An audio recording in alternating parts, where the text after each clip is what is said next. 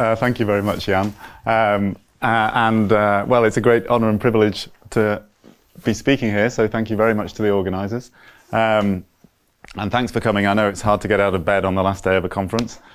So I have been working in an area for the last 10 or 15 years that Maxime has also been, well, it's one of the many areas that Maxime has been dipping his fingers in. So that's kind of a mixed blessing in some ways. So, I mean, of course, the area is always full of exciting new ideas, but it can be kind of stressful trying to keep up. So every morning I open the archive and hope that there isn't some amazing new paper that will make my entire research program obsolete. Yes, anyway, but nonetheless, I would like to wish him another 10 years of productive, amazing contributions. So my two favorite Maxime ideas are homological mirror symmetry, which we've heard a lot about, but also this wall crossing formula in Donaldson-Thomas theory, which I just think is such a beautiful thing that I've basically spent the last 10 years just kind of looking at it from different angles and kind of appreciating it, which is, you know, maybe not the most productive thing to do, but I've enjoyed it. And that's certainly going to be the main idea in this talk, in a way. So basically, in summary, this talk is that if you know the wall crossing formula and you know about Stokes data, you are forced to do something, and this is what you're forced to do somehow. But I'll try to explain. So there is a classical thing in mirror symmetry where you use genus 0 Gromov-Witten invariants to build some geometric structure, which is a Frobenius structure. And it lives on some open subset of the cohomology of X.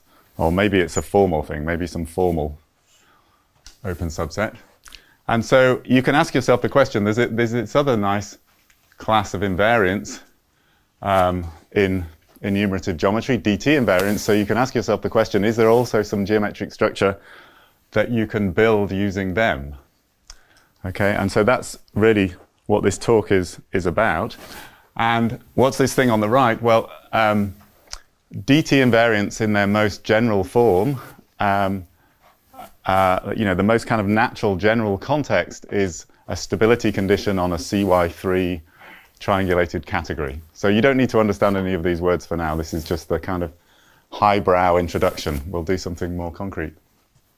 And so that's where you would naturally expect the structure to live.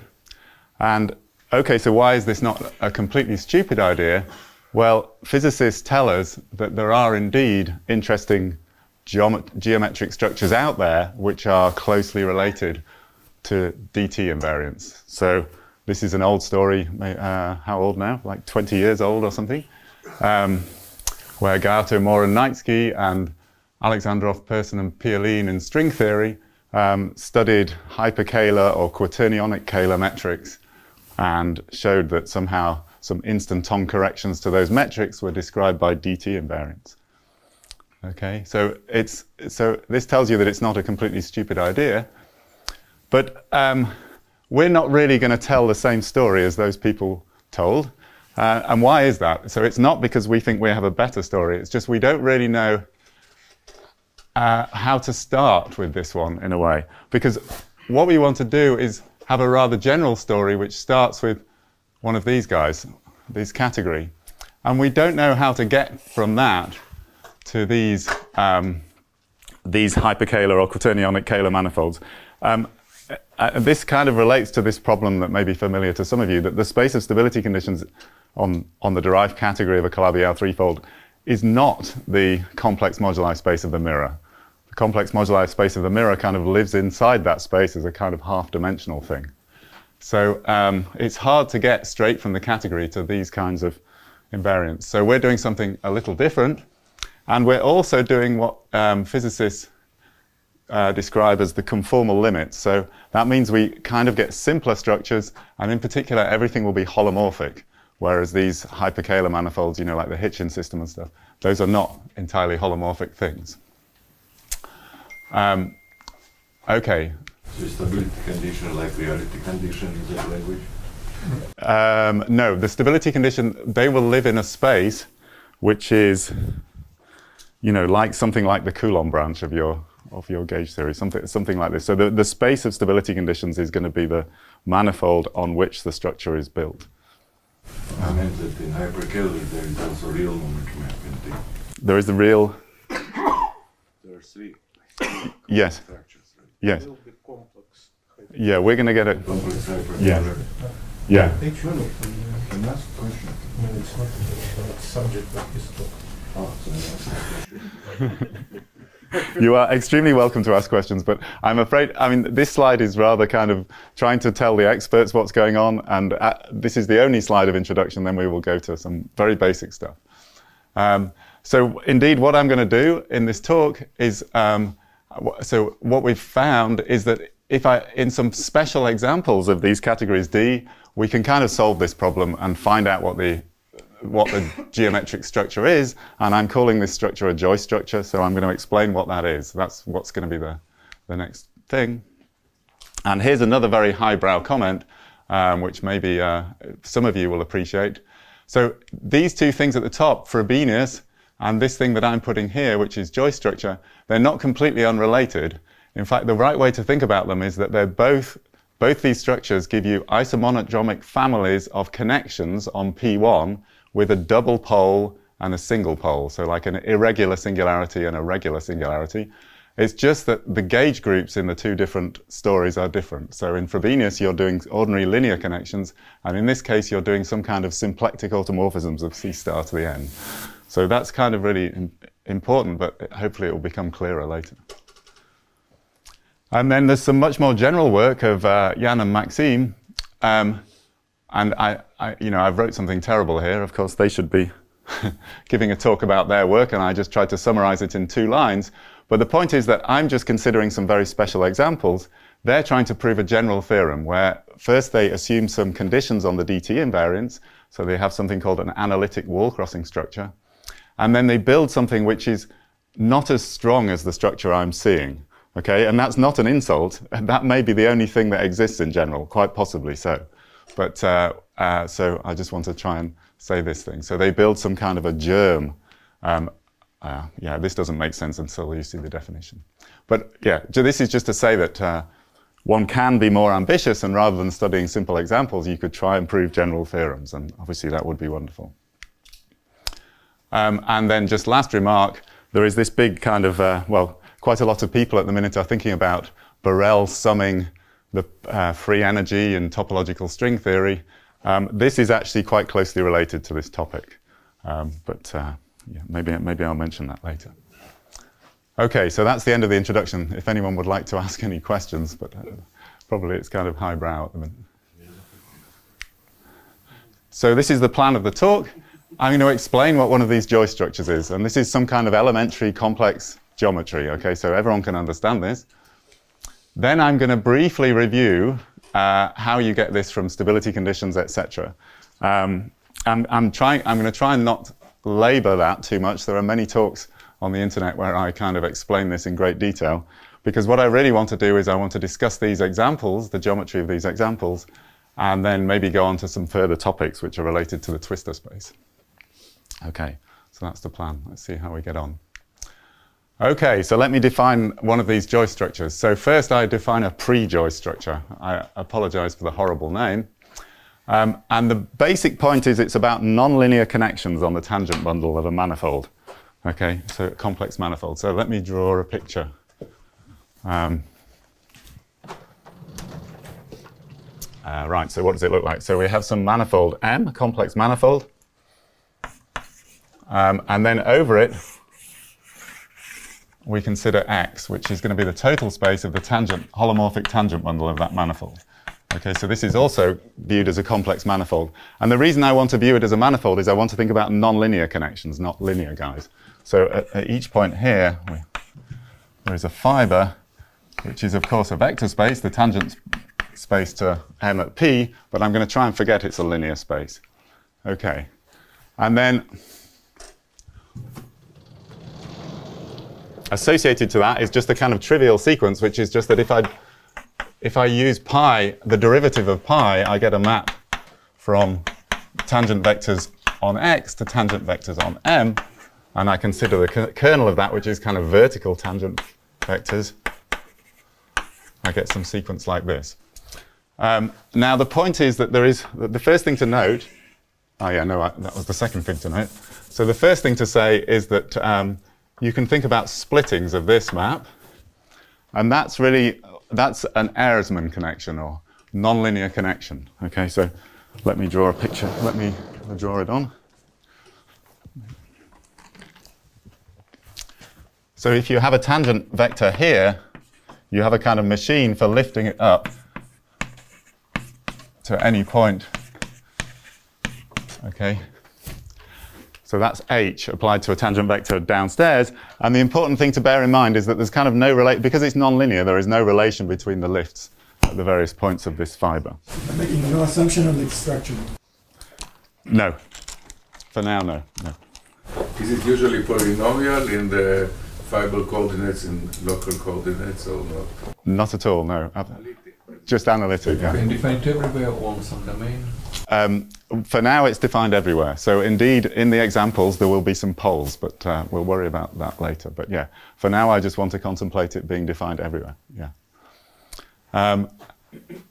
And the other thing I want to mention, the other important thing is that there's...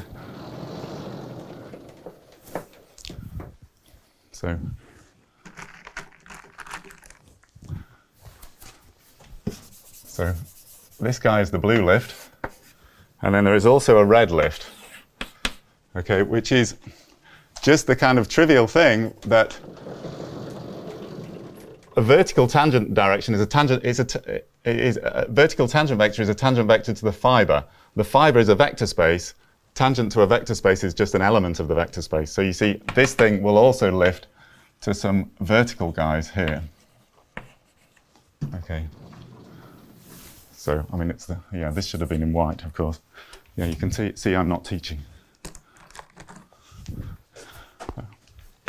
Okay, so I've laboured that, but this is kind of the most important picture in the talk in many ways. So you have two ways of lifting tangent vectors once you've chosen this nonlinear connection.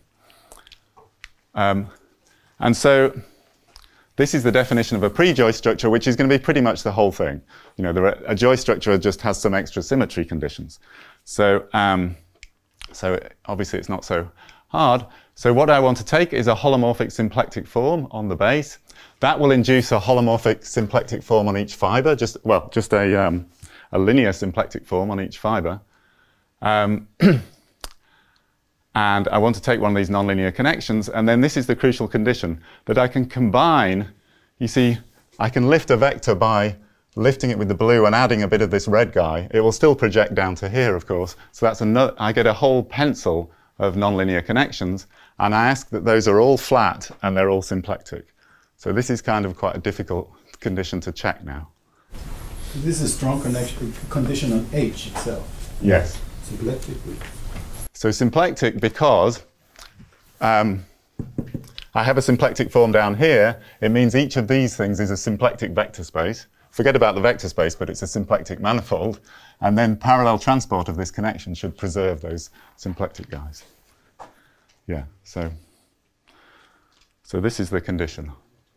You know, it's not kind of obvious what it means, right? But does it imply H itself is flat and symplectic? Or? Yes, yeah, because you can take the limit as epsilon. Yeah. So then why phrase it in terms of epsilon inversely? Oh, because the opposite is much stronger. So this does imply that H is flat, but this is a much stronger condition than H being flat. Because why you could inverse take and not epsilon in C rather than C star. Yes, sorry. Now I understand your question. Yeah, it's kind of stupid, but in physics this ends up being epsilon. This you know, this becomes a parameter that's the right one to consider somehow.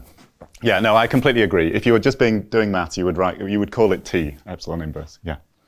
So symplectic, if I understand correctly, is relative to symplectic structure on the fiber that the parallel transport preserves. Yes. Yeah, absolutely. Okay, so that's the structure we want to consider, and let me just briefly show you what it looks like in coordinates. So. Anyway, there's a story, but maybe I don't have time to tell it. So I want to take some coordinates on the base, And I'm going to take these coordinates to be kind of Darboux, in that the symplectic form is constant in these coordinates. And so this omega pq is just some skew-symmetric matrix. And then I can get some coordinates on. So it's also important, I mean, not important, but it's good to remember these because they will come up through the talk. So here's the coordinate zi, and here's the coordinate zi and theta j. These are kind of linear coordinates on the fibers, just induced by the coordinates downstairs. And then this is what the structure ends up looking like. You see, the vertical lift is just sends d by dzi to something which just moves in the vertical direction. And because you're symplectic, you see, what's the horizontal lift of d by dzi going to look like? It has to be d by dzi because it has to project back down to that, and then plus some stuff in the theta, in the vertical directions. And because it's symplectic, you can write this in kind of Hamiltonian form like this. And then the flatness ends up being these equations, which I kind of wrote down in my paper, and then I was very grateful. Ian Strawn from Glasgow wrote to me and said, those equations are well known since 1974 or something. These are Plebanski's heavenly equations, and they're used to define complex hyperkahler structures. So this is how the link with complex hyperkahler geometry. Imagine having Bridgeland's heavenly equations. Oh, that would have been so much better, wouldn't it? Yeah. No, I'm just happy to have heavenly equations. Why are they called this way? Yeah. So I should have done my homework. I mean, there was some whole theory of heavens. It was something to do with solutions to Einstein's equations, and yeah. It's much older than 1970s. Heaven is not older. Yeah, probably.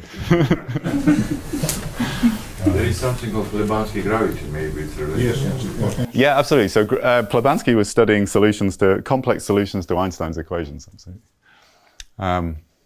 Okay, and so let me just explain this. It's not really relevant, but it's extremely. I mean, it's not essential, but it's sweet. So first, a definition of what I mean by a complex hyperkahler structure. It's just a hyperkahler structure, but written on a complex manifold. So you have a complex metric, holomorphic.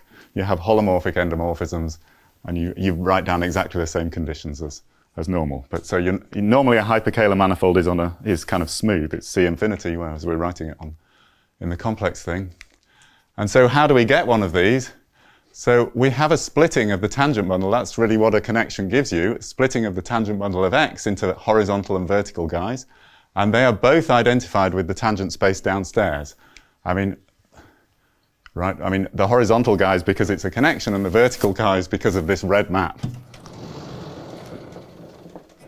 Okay, so really you can think of the tangent bundle as kind of two copies of the same thing, and then you can just write block diagonal matrices like this. And this will give you the action of the quaternions, and it will give you the metric. And then that condition I wrote about them being a pencil of flat symplectic connections is exactly what you need for this to actually be a hyperkahler structure. So you need that these things are parallel for the Levi-Civita connection. So you say that G is symmetric by linear form, but the matrix is skew-symmetric? But omega is skew-symmetric as well because it's a symplectic form. Okay. Yeah. Yeah, so that's the kind of construction. So in this picture, you don't really split coordinates in the... Well, you're splitting them in some more complicated way, right? So you know, the horizontal guy, the vertical guys are still just the d by d theta i's, which are just, so that's always the minus I eigenvalue of I, but then the horizontal guys are some d by dzi plus, you know, this business. So you have a pencil of foliation for P1 and Exactly, yeah, you have a pencil of foliations of X and... On top of space, yeah. Yes, up here, yeah. And of course the hyperkahler structure is living up on X, not down on M. Yeah. What is the meaning of W ever? In physics? I can guess what is in physics, but here, what? It's just the generating function for... Is it what something like the zero sum Topological string partition. That's what they say there. So F0, what's called F0.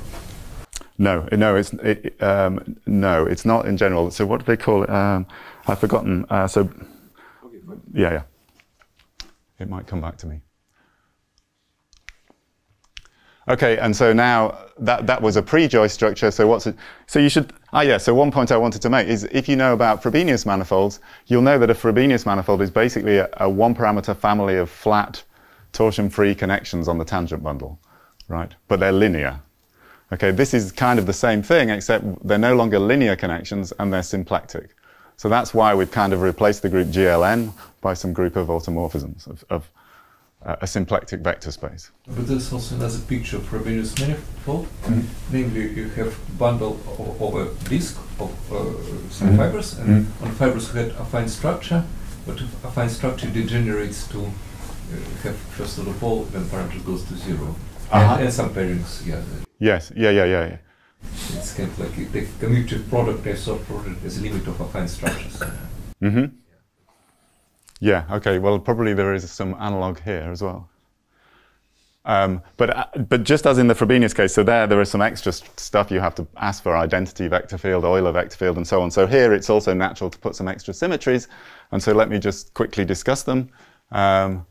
So one is that everything should be periodic, so there should be some integral affine structure downstairs on M, so some z to the n living in each of your tangent spaces. And so you can form this quotient, which will be a C star to the n, and everything should descend to that. Okay, so instead of this picture of this kind of linear tangent space here, what I would is draw something like this, right? You have some, you've passed down to some C star to the n fibers, okay? And that's really why we're getting this symplectic automorphisms of C star to the n group coming in. And then there should also be some C star action everywhere, so which rescales everything in some appropriate way. And finally, there is some action of -1 on the tangent space. So, and everything should be appropriately. So there's some involution on this space X, which is just changing the sign of a tangent vector. And you want everything to be good with respect to that. I mean, this comes, yeah, anyway. So it's maybe easiest just to say in terms of this Blavatsky function what the symmetries are. It just means that this function has some symmetries under rescaling and so on. Okay, so these will crop up, but it's not so important for now. Okay, I feel obliged to let Maxi write. When did Joyce introduce this? Yeah, so that's a good question. Yeah. So it was about 2010, I think. He wrote some kind of amazing paper where it's called Holomorphic Generating Functions from DT Invariants. And he said, basically, the DT invariants jump. So how can we make a holomorphic function? Well, okay, every time we cross a wall, we can introduce a log term that matches the jump. But then there are more complicated jumps, so then we have to introduce more and more functions. And then he discovered that these functions satisfy some differential equation, and our system of PDEs, and that system of PDEs is basically the Blavatsky equations as well. But I mean, that was a kind of a magic bit of maths in that he somehow said that the only way to fix the jumping was by a certain set of functions, and that they satisfied a PDE. Yeah, so that's why his name is attached. Okay, so maybe I briefly explain what this is supposed to have to do with stability conditions. So I'm going to go through this reasonably fast because I think it's one of those things that some people know, and if you don't know, then maybe you're not going to learn. But there's only 4 slides, so I'm going to introduce you to some black boxes, basically. So if you have a triangulated category and you fix a map from the Grothendieck group to some lattice, so in many contexts there is a very natural choice for such a thing, but it's a bit annoying that you have to choose it, but there we go, we do. Then there is something called the space of stability conditions, and the data of a point, the points of these space parameterize data consisting of some full subcategory of semi-stable objects and some linear map called the central charge. And so it's really, and there's just some system of axioms that these things have to satisfy. and it has a natural Hausdorff topology and an action of the group of symmetries of the category. And then the main surprising fact about these things is that if you forget the semi-stable objects and you remember just the central charge, and then if you deform the central charge a little bit, there's a unique way of deforming the subcategory of semi-stable objects. So this forgetful map is a local homeomorphism. And so that means that concretely, if I choose a basis for my lattice, then I get a system of well, I say local coordinates, but they're actually global coordinates. I mean, they're coordinates everywhere on the space. And so this tells you, you can just use this to induce a complex structure, and it indeed has an integral affine structure given by these kind of preferred coordinates. Okay, so d by dz's span some integral affine structure. Okay. And there's also a C star action, at least once you quotient by the action of the second shift on this space. And at the level of central charges, that just rescales. Okay, so this is some very old story. So now let's think about the special case when the category is Calabi-Yau. So for me, this means somehow that I insist that I'm over a field, well, over the complex numbers, and the dimensions of the total HOMs between any two objects are less than infinity. And we have this symmetry, and there's a missing dual there, of course. So it's like that. It's the Calabi-Yau 3 condition. And then just you end up with some skew-symmetric form this way. So it basically comes from computing the alternating sum of the X groups. That gives you a skew-symmetric form on the Grothendieck group, and I'm going to assume it descends via this map that I've chosen. And even I'm going to assume that the result is non-degenerate. So you can kind of always fix this up by either quotienting by the kernel on gamma or by adding the dual. I mean, I didn't assume that this map was surjective, so you could always add the dual and make a non-degenerate symplectic form that way, non-degenerate form that way. Anyway, it's just a simplifying assumption. And so this will mean that now I've got some holomorphic symplectic form by just writing the Poisson brackets to be like this. And this, again, this should be angular brackets, I guess, in theory. Okay. So you see, we've got most of the ingredients for free somehow. So for this Joyce structure, we needed this integral affine structure. We needed a C star action.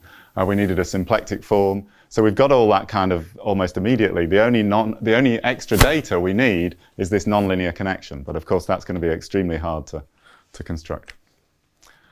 And now, in good... What is M in this example? M is going to be space of stability conditions. Yeah. It's space of conditions. Yes. Yeah. Thank you. Yeah. Exactly. Yeah. And now, of course, there is some amazing story which took some very clever people a lot of work to invent this theory of generalized DT invariance in this context. And it does need some assumptions, but there are tons of examples where where this is fine. And now let me briefly say something about the wall crossing formula. So as you move around in the space of stability conditions, these invariants change.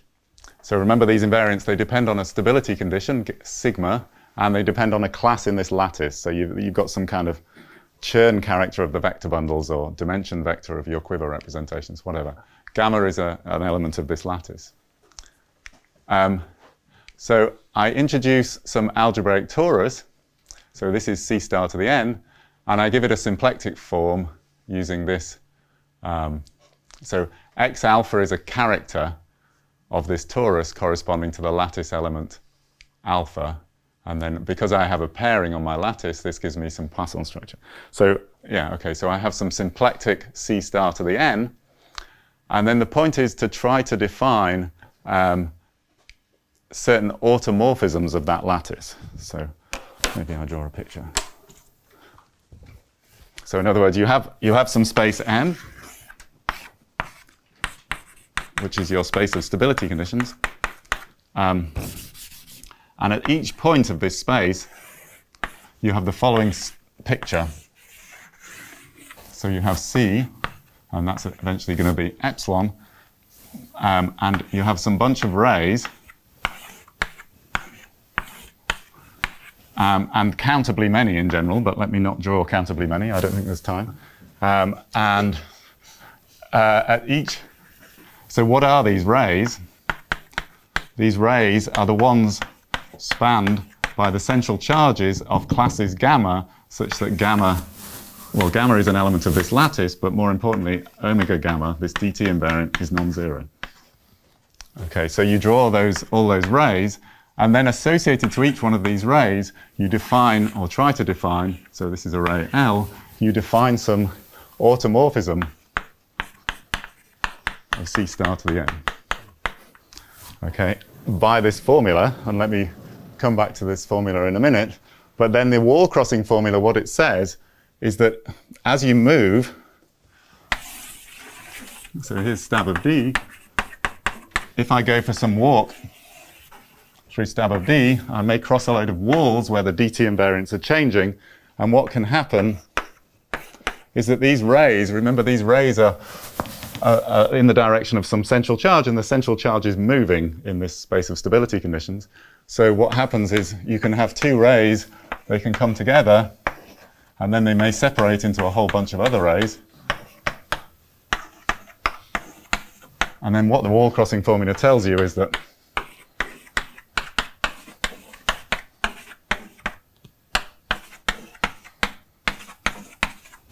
so, you know, where each of these, of course, you know, these depend on the stability condition. So this is kind of sigma plus. Yeah, maybe it's not helpful. Of course, the definition of these automorphisms that I'm writing depend on which stability condition I'm in. Yeah, I shouldn't stand there. Okay, so that's roughly a quick explanation of what the wall crossing formula does. As you move around, you have a bunch of rays moving around. You have elements of a group attached to those rays, and as they collide and separate, the product of them is constant. Okay. There seems to be a question of orientation here. Because SL1 prime, SL2 prime, SL3 prime, and not the other order. Yeah, I always take the clockwise order. Yeah, no, it's important. Yeah, I mean, absolutely. Right, so this is what I was saying here. So the one way you can say it is that if you choose some sector, then this clockwise product over these automorphisms of the torus is constant, providing, I mean, obviously it's no good if, so this is this sector, whatever I'm calling it, sigma, delta.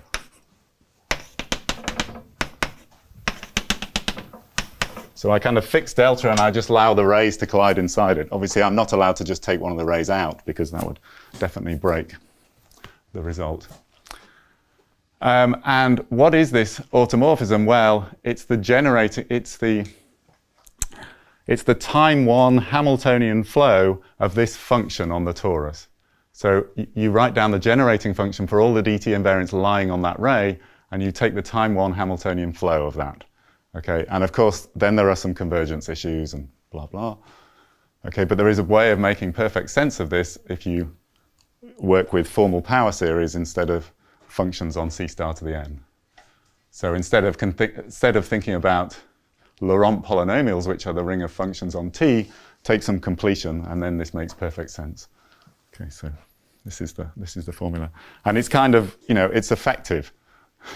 So if you know the dt invariants at one, yeah, that's the important thing to say about this. If you know all the dt invariants here, then it completely tells you what all the dt invariants are here, at least in principle. And people can program it into a computer and all sorts. Okay. Right, and now we come to the really hard thing. So this is the thing that doesn't really make sense, but gives you the link between this wall crossing formula and these joy structures I was explaining. And this is this thing which is, yeah, okay, so it's a Riemann-Hilbert problem. So let me do it reasonably fast. So again, let's fix one of these stability conditions. And I also want to fix a tangent vector. You see, because now M is going to be the space of stability conditions, I'm also going to want to think about the tangent space to that. And just for fun, I choose a basis just to make things a little bit easier. And so this is the problem. And So maybe I should say something motivational here, which is that if you've ever studied Frobenius, Dubrovin's work on Frobenius manifolds, you will see pictures exactly like this. You have rays colliding and separating, but these automorphisms, these elements are just matrices. They're just elements of GLN. Okay, and Dubrovin, that's called the Stokes factors of the Frobenius manifold, and Dubrovin explains how do you get the Frobenius structure back from the Stokes factors. You have to solve some Riemann-Hilbert problem. And this is just exactly the same thing in this different group. Okay, so, if you want to skip this slide, you're very welcome. So, so what does it mean? It means, where shall I draw it?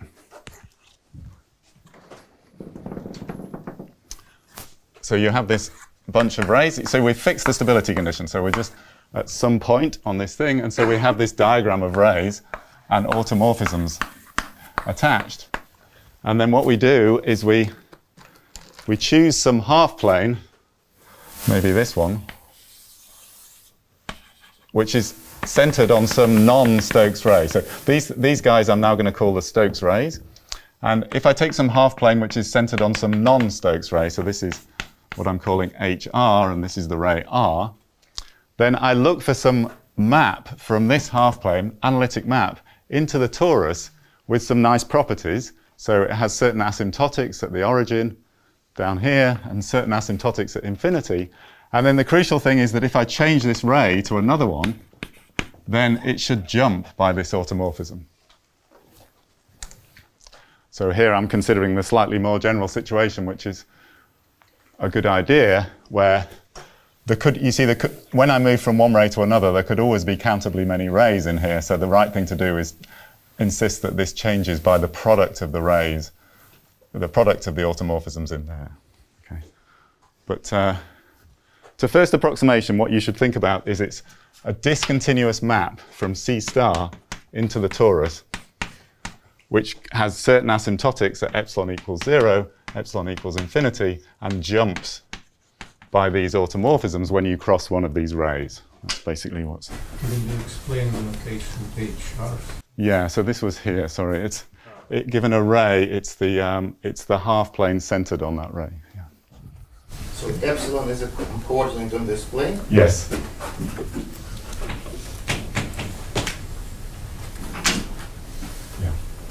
So is S delta given and we're finding XR plus and XR minus? Exactly, correct, yeah. So the S deltas are basically just given by the DT invariants. They're just kind of the products of these automorphisms over convex. I mean, I've written in a kind of fancy way. Instead of S delta, just think about one of these SLs. So these SLs are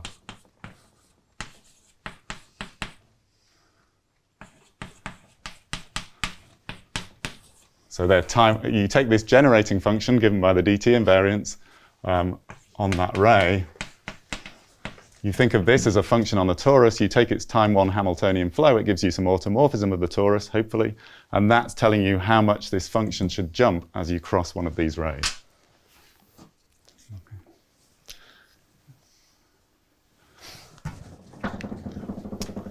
Yeah, so as I said, motivated by analogy with Frobenius story. And in physics, I believe this is related to the TBA in the conformal limit. So TBA is some integral equation, but it's supposed to sort of build for you some function with these kind of behavior. Is this an acronym?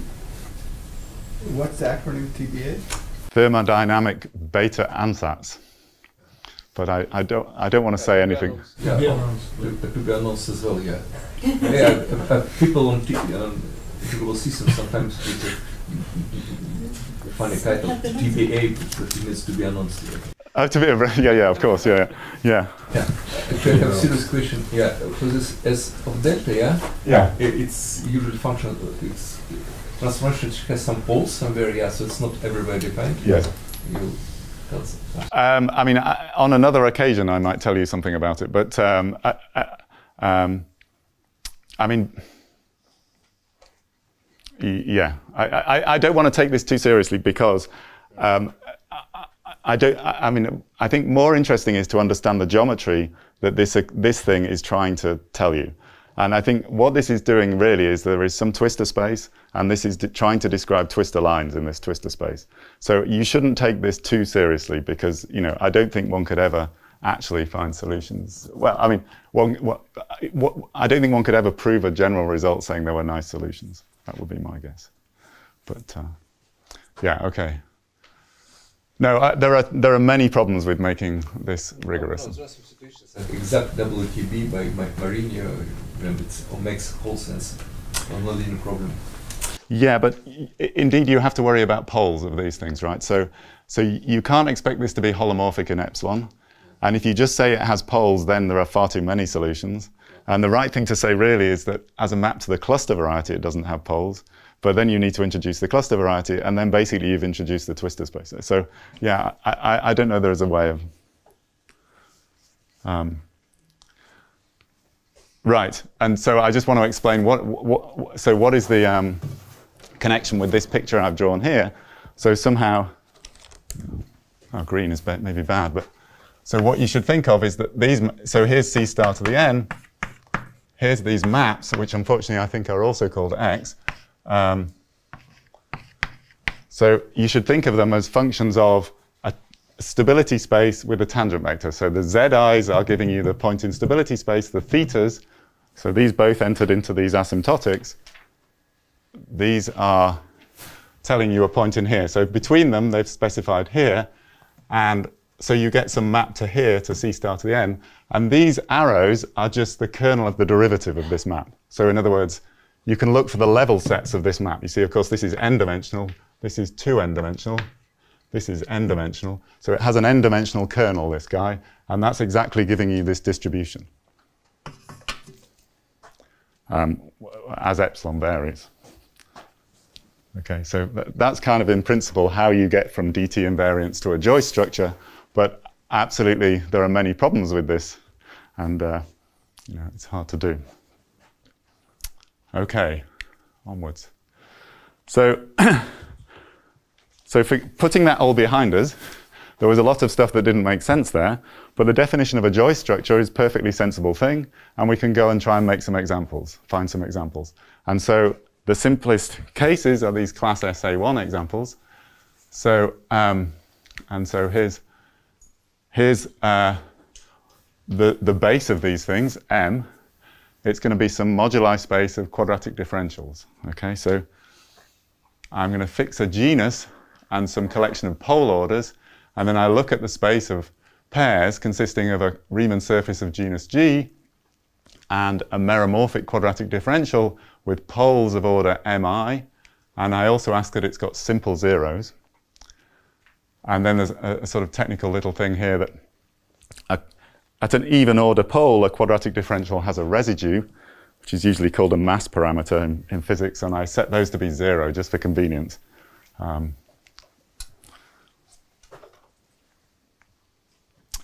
Okay, and then the theorem is going to be that there exists some natural Joyce structure on M, but I should say that it's meromorphic. So what does that mean? It just means that this Plebanski function thing has some poles. Okay, we can cope with it.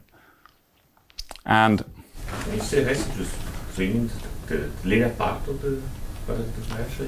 The residual. I want that this so. It's not a mass parameter. Or maybe not. Yeah, that could easily be the case. Yeah. So if I have my curve C and I have an even order pole, and my quadratic differential is here, of course. Okay. So I should take. When you set it towards the residue. Yeah. So I should take the double cover where square root of q is well defined, and then there is a cycle where I go in opposite directions around these, and this is delta, and I integrate this, and I ask that it's 0. So for instance, if it's a pole of order, if it's a pole of order 2, yes, then it really actually means that M is 0. So you don't have a pole of order 2. So you don't have a pole of order 2, but that is not true. Yeah, it is very confusing. So yeah. But it's not true for pole of order 4, right? Yeah, absolutely. The other day I spotted the flaw in my notation. Okay, so the holomorphic case of this, which is maybe the simplest, is on the archive, and the extension where you allow poles of your quadratic differentials is joint work with Menelaus Zikidis, who is here somewhere, there. And actually the meromorphic case is much more interesting because there are really, you can then just think about P1 with some poles and you can actually expect to compute these things. So you know, we like these cases. So is D equals sum of mi? No, D is the number of the mi, yeah. Yeah, and there are somehow 10 cases where the space is the smallest possible dimension, 2, and those correspond to the Pain-Levé equations. So those are some particularly nice examples to try to study. And absolutely this joy structure knows all about the Pain-Levé equation, as I'll hopefully show. Is this connected to space of operas? The space of operas is kind of in there as theta equals 0. Is the right way to think. So, I mean, I'll show you an example actually, but yeah, as theta equals 0. Yeah. Yeah.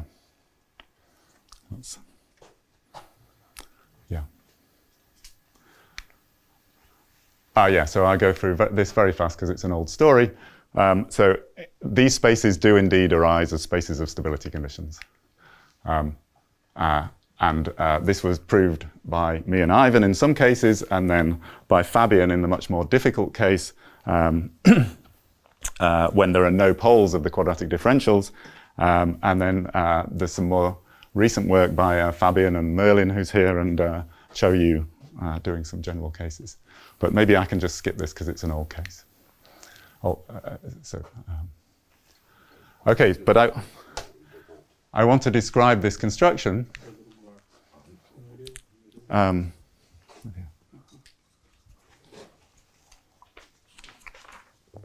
Because actually it's pretty simple. So remember now we're thinking about this case. M is some space of quadratic differentials. So how are we going to build this joy structure? Okay. Well, the first thing is that if you have where's the white chalk? If you have a quadratic differential, you can build this double cover, which is given by just the equation y squared equals q. Okay, it builds you some branched double cover of your Riemann surface. So that's always an important thing to consider. And then the tangent space, of course, we're going to need to know what the tangent space to this moduli space is. It's just the first cohomology group of that spectral curve with anti-invariant, the anti-invariant part. There's some involution here, covering involution. Y goes to minus y. And so you take the anti-invariant part of that. Okay, so remember we decided we weren't going to think about this tangent space. We were going to think about this C star to the n where we quotiented by the lattice. So there is an integral affine structure you can sort of see, which is just the integral cohomology sitting inside this. So remember, integral affine structure means we have some z to the n sitting inside our tangent space. And indeed we do. And we can take the quotient and we'll basically get this group, which is some copy of C star to the n. So that's what points up here are. They're a curve with a quadratic differential and some element of the first cohomology of the spectral curve. And so we can think of those elements. So this is always the holonomy of some line bundle with connection on sigma. Okay, so now we've got ourselves into a nice situation where, so down here we've got a curve with a quadratic differential. Okay, that's what's going on down here. And then up here we've still got this, but we've also got a line bundle with a connection on it, on sigma. So the points of this big space here parameterize a curve, a quadratic differential, and a line bundle with connection on the spectral curve. And then the interesting thing is that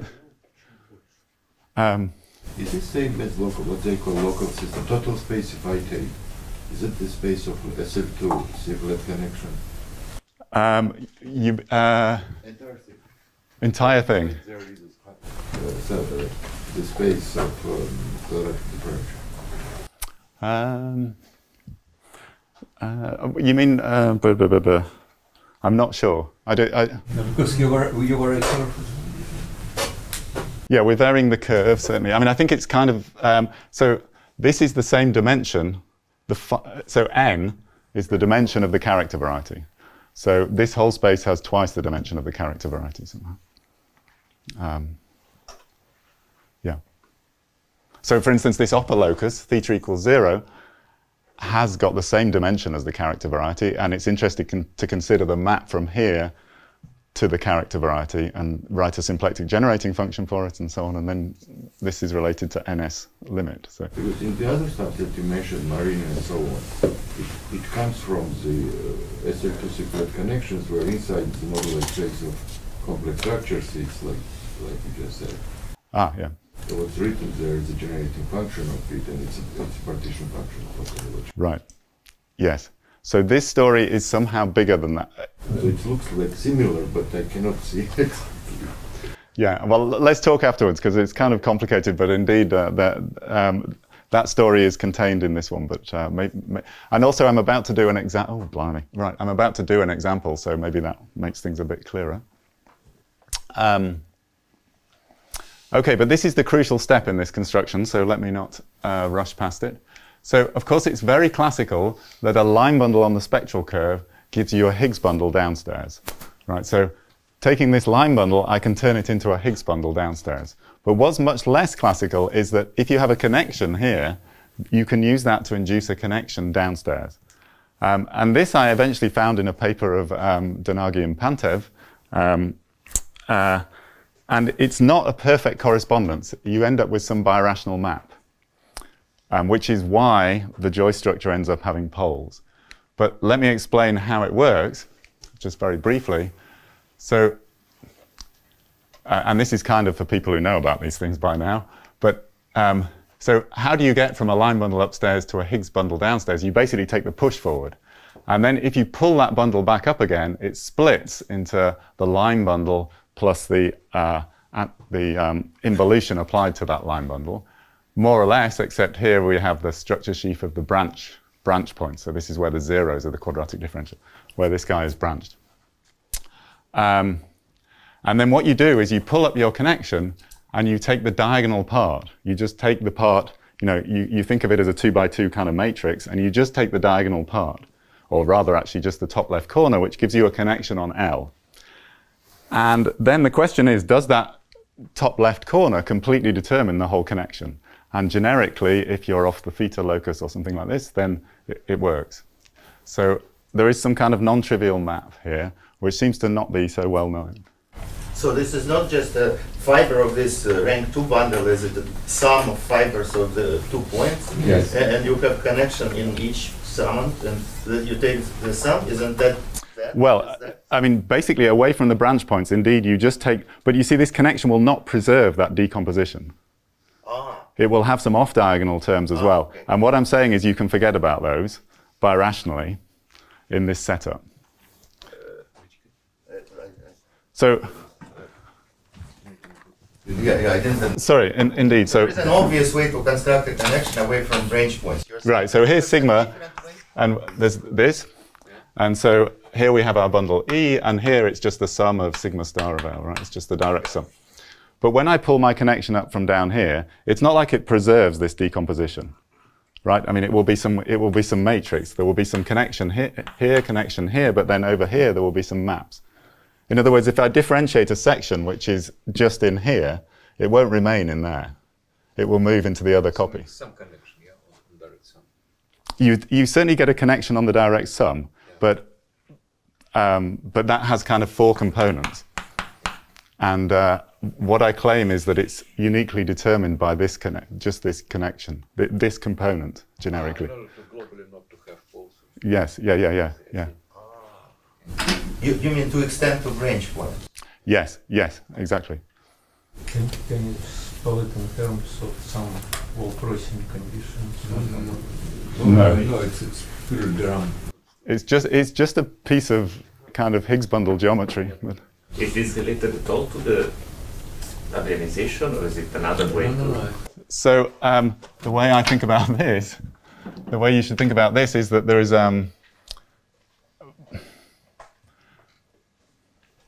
yeah, there's kind of moduli space of flat connections on sigma. There's moduli space of flat connections on C. There's character variety of sigma, which is C star to the n. And there's character variety of C. And you have some kind of abelianization, non-abelianization, whatever you mean here, which is the one that's considered by kind of Knightsky and Hollands, for example. And this is some other form of abelianization, which is de Rham. This is Betti. Of course, you have some Riemann-Hilbert correspondences here. And the failure of this map to commute is basically what the Riemann-Hilbert map is, Riemann-Hilbert correspondence is telling you. So because this is just giving you the thetas, whereas this is giving you somehow the x's. So this does not commute. So there are kind of two abelianizations. Okay.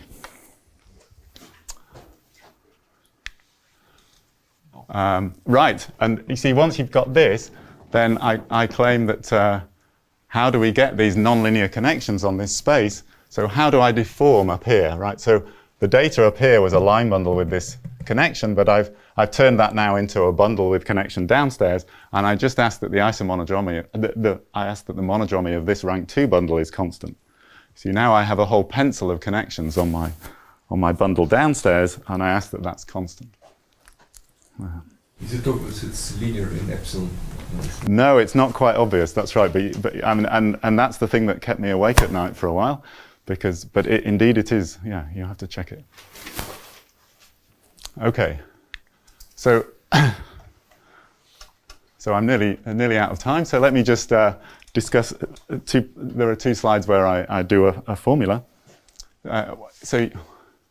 So the most simple. So is this like was in my talk yesterday, but the continuous periodicity, like you have a connection with respect to parameter, linear pencil, and connection with respect to parameter, but a continuous rather than a difference connection, which arises for me in the irregular singularity case. But where is the periodicity here? Well, I mean, it's isomonodromy, so this means that there is a connection in the epsilon direction. Commuting. Yes, yes. Yeah, certainly you have one of those compatible systems in the epsilon and in the m direction. Okay, but let me just show you the simplest example, which is, so it's one of these class S theories for the A2 quiver. Oh, yeah, so this corresponds, you're not allowed to see that yet. This corresponds to genus 0 and a single pole of order 7, so we consider quadratic differentials like that. You can see that they're of this form, so they're kind of cubic times dx squared. It's maybe not obvious, but x cubed dx squared has a pole of order 7 at infinity. And so the spectral curve is just your favorite elliptic curve. And the parameters a and b are now parameters down on this space M. So M is basically the space of those parameters, a and b, but the simple zeros means that we should impose this discriminant condition. And then you can think about taking a line bundle on this spectral curve and applying this de-abelianization procedure. And I'll just tell you what you get. So the bundle, generically, at least the bundle is trivial. And it depends, as you would expect, really. So a line bundle on the spectral curve is just going to be determined by a point on the spectral curve, right? So pick of the elliptic curve is just the elliptic curve. So I need to choose a point there, and then the connection is just different, is an affine space over the complex numbers. So it turns out you can kind of trivialize that affine bundle away from the point at infinity. So we can actually think about this as a complex number. And when you do that procedure, this is what you get. So these are the connections. And this is very familiar in the Painlevé literature. So if you want to see Painlevé 1 as some kind of isomonodromic, as an isomonodromy equation, you write down this thing. You don't usually write this. You usually take r equals 0. But somehow for me, it's important not to. Okay, sorry. And then you should look at the Fock-Goncharov coordinates. Those are the monodromy of such a connection. They're given by Fock-Goncharov coordinates. And WKB analysis tells you that they have some asymptotics given by z's and thetas. And I really want to say that these are the coordinates I'm going to take. And so the zi's are just the periods of this quadratic differential. So y is the square root of q. And theta I is given by some formula which you can extract from that connection. But this is really the holonomy of the line bundle you started with. And then you can just go ahead and compute the isomonogomy flows. So these are the flows. So now we're dealing with some slightly alternative coordinates. So we've got A and B down here, and up here we've got A and B and Q and R, essentially, and P is a function of Q, because it's, P is root of Q. Oh yeah, you should not call the quadratic differential Q and then do this example. That's a mental note to self. Okay, so when r equals 0, this is absolutely standard, but in general it's a more complicated thing. And then you can just go ahead and compute this Plebanski function. It's kind of a hard computation, but it just comes out as this thing. So, and something I forgot to say is that because these isomonogomy connections they're always algebraic. So isomonogomy is an algebraic system. So these Panelet functions are always going to be algebraic. These Plebanski functions are always going to be algebraic in appropriate coordinates. So we should not be surprised to find that this is rational. So yeah, so I will finish at the end of this slide, which is a very quick slide. So now we've said that you know, if you take a curve with a bunch of pole orders, then you get this complex hyperkahler manifold. Now, of course, it reminds you of the Hitchin system because it's got all these Higgs bundles and flat connections and so on. So what's the relation? Well, I don't really know, but I just want to, maybe I just... I mean, it looks like a doubled up quarter Hitchin. Yeah. A non-holomorphic section of twistor bundle, yeah. Yes, yes. Section, not real section. Yes, yes, absolutely. That's definitely a good thing to say, yeah. So, let me just say, yeah, so in the usual Hitchin case where we consider moduli of Higgs bundles, you would have a real hyperkahler structure. People don't usually say real, just a hyperkahler structure. And there is some kind of Hitchin system, so some map with compact torus fibrations, and it goes to the space of quadratic differentials on a fixed curve. So here, everything has got complexified, because somehow now we have a complex hyperkahler structure. There is a map to this space, which is, you know, kind of twice the dimension to this, because we're varying the curve and the quadratic differential. And the generic fiber is now a C star to the end rather than S1 to the end. So everything is kind of being complexified and everything is now holomorphic. But you shouldn't think of this as just the complexification of the Hitchin system because it's much simpler, right? As we saw, I mean, no one would ever write down the Hitchin metric explicitly using a rational function, even in this simple case, right? No one's ever going to do that. So this is a much simpler structure. So because you are using the different algebraic structure, so it's connections on a abelian variety can be, you take monodromy and have a torus, algebraic torus, and then you say, let's take algebraic structure of this torus, and this is how everything becomes algebraic. Yes, that's right. So instead of thinking about this as the tangent space or some quotient to the tangent space, I think about it as the moduli space of flat connections on the spectral curve. Yeah.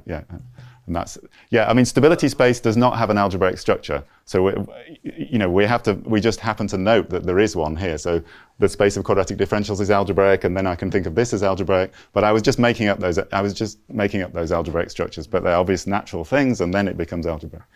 Yeah. But really, this is much simpler, yeah. Good question. So here there is a special expression that the space of complex structures on a surface is the same dimension as the space of quadratic differentials. Yes. But what if I was looking at an SL3 case? Yes, you're too good. So the point is that we do not know how to do this in higher ranks. And there is a fundamental obstruction to, as you've seen there. So yeah, exactly what Davide just said. Here we were in the lucky situation that deforming the curve was dual. So this is tangent space to deforming the curve, and that's the same as H0 omega c squared.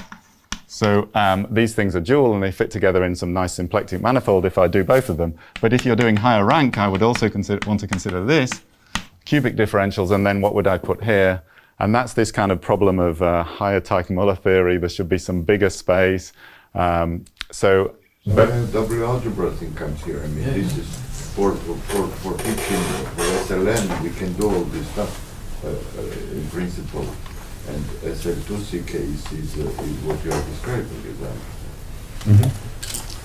And there is some W geometry there when you go SLN. Well, that would be great to understand, because at the minute we don't really have a conjecture for what stability. You know, we can write down a quiver, which is an SL3C quiver, but we don't have any kind of natural conjecture for what is the space of stability conditions on that thing. Okay, and I'm just going to finish because this is my last thing, which is, yeah, okay. So, so I want to try and sell this thing as something that's much simpler than the Hitchin. I mean, of course, physicists would understand this. We've taken the conformal limit, so we get something much simpler. But I claim that it has some kind of interesting information in it, and you know, it's a good, yeah, it's a good thing to study. So anyway, I'll stop there. Thank you.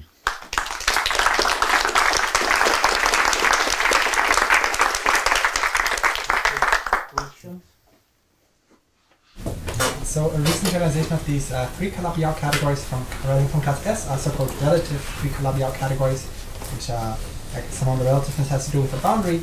And I'm not sure if in that context we can still expect the space of stability conditions to be symplectic, but do you have some speculations on maybe which of the story could generalize to that setting? What's the simplest example? I mean, it's a relative Ginzburg algebra. The space of stability conditions is similar to, but you have additional exponential singularities of the. Yeah, of course. Yeah. Yeah, so then DT theory maybe doesn't work. So, yeah. So, I mean, yeah. So I guess I have no sensible speculations. But I mean, obviously, those are very natural categories to think about. Yeah. No questions? Yes. Just maybe naive question, maybe I missed something. When you go from pre-joy structure to joy structure, can you think about it like a kind of integrability condition? I think of it as more just some extra symmetries. So, I mean, because basically you're saying there is some periodicity, so that it's not just a function on a vector. It doesn't just live on a vector bundle, it lives on this C star to the n bundle. But the most important thing is this C star action, really. I mean, that's, you know, if you tell this to people in hyperkahler geometry or complex hyperkahler geometry, the first thing they say is that you have a, you know, okay, you've got a killing vector field. That you know, that's a massive simplification. So that's the main extra thing going from pre-Joyce to Joyce, is that just that there is a C star action everywhere. Yeah. Questions? So, yeah. So you have this kind of pencil of connections, and is there can you say anything about the solutions of this differential equation? Does it have an integral representation with some exponentials and the integration maybe? Because it's. I mean, in a way, you could say that the solutions to the differential equation are this map. It's not linear equations. But this connection. Connection is non-linear. Yeah. Well, this connection is completely non-linear. Of course. Oh no, the connection in this triple E nabla phi. Yeah. Okay. It's extremely confusing because there are non-linear connections and there are connections. Here, there is a non-linear connection, and it's always of the same kind. It always has pole of order 2 and pole of order 1 or whatever. But in order to construct solutions to this kind of non-linear differential equation, it is convenient to consider moduli maps, consider monodromy maps for ordinary linear connections. So this equation non-linear is like Pinlever. Yes, yeah. This is like the linear connection, like like Hoyne or something like that. Yes, exactly. Yeah. So I'm asking about the linear. Yeah. So can I construct solutions to that?